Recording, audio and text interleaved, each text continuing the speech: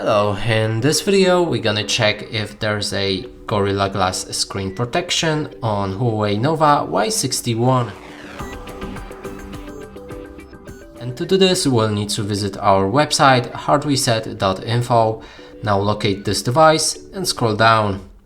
At the bottom you should see the green Read More button. Click on it, you should reveal the basic information and look for the display.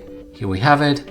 And usually if device does have the Gorilla LCD protection, it's noted underneath the display. In this case there's no such information, and that confirms that the Huawei Nova Y61 doesn't have the Gorilla Glass screen protection. And that's it for this video. Hope you like it. Please consider subscribing to our channel, leave a like and a comment below.